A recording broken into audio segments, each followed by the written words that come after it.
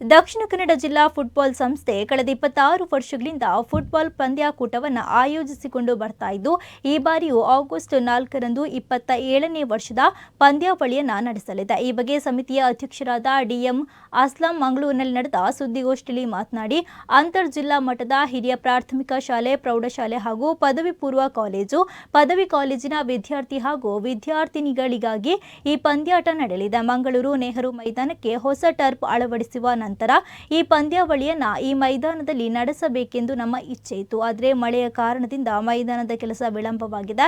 ಆದ ಕಾರಣ football match 2 ಸ್ಥಳಗಳಲ್ಲಿ ನಡೆಯಲಿದೆ. ಹಿರಿಯ ಪ್ರಾಥಮಿಕ ಶಾಲೆ ಹಾಗೂ ಪ್ರೌಢಶಾಲೆಯ ಬಾಲಕರ ಹಾಗೂ ಬಾಲಕಿಯರ ಪಂದ್ಯಾಟ ನಗರದ ಮಂಗಳ ಸ್ಟೇಡಿಯಂ ಪಕ್ಕದಲ್ಲಿರುವ ಕರಾವಳಿ ಉತ್ಸವ ಮೈದಾನದಲ್ಲಿ ನಡೆದರೆ, ಪದವಿ ಹಾಗೂ ಪದವಿ ಪೂರ್ವ ಕಾಲೇಜುಗಳ ಪಂದ್ಯಾಟ ನಗರದ ಹೊರಭಾಗದ ಮಂಜನಾಡಿ ಗ್ರಾಮದ ಕಿನ್ಯ ಎಂಬಲ್ಲಿನ ಏನಪೋಯ ಯೂನಿವರ್ಸಿಟಿ ಕ್ಯಾಂಪಸ್ ಮೈದಾನದಲ್ಲಿ ನಡೆಯಲಿದೆ ಎಂದು ಪಂದ್ಯಾಟದ ಮಾಹಿತಿಯನ್ನು ನೀಡಿದರು. ಇನ್ನು ಈ ಸುದ್ದಿಗೋಷ್ಠಿಯಲ್ಲಿ ಕಾರ್ಯದರ್ಶಿ ಹುಸೇನ್ ಬೋಳರ್, ರಾಜ ಫುಟ್ಬಾಲ್ ಸಂಸ್ಥೆ ಸದಸ್ಯರಾದ ವಿಜಯ್ ಸುವರ್ಣ ಸೇರಿದಂತೆ ಹಲವರು ಉಪಸ್ಥಿತರಿದ್ದರು.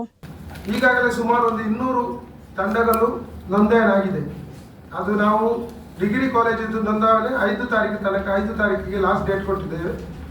Higher primary high school boys and girls PU ಕಾಲೇಜಿದ್ದು 25 ತಾರೀಕಿಗೆ ನೋಂದಣಿ ನಾವು ಕ್ಲೋಸ್ ಮಾಡಿದ್ದೇವೆ. ಅದನ್ನು ಯಾಕೆಂದರೆ ತುಂಬ ತಂಡಗಳು ಬಂದಿದೆ.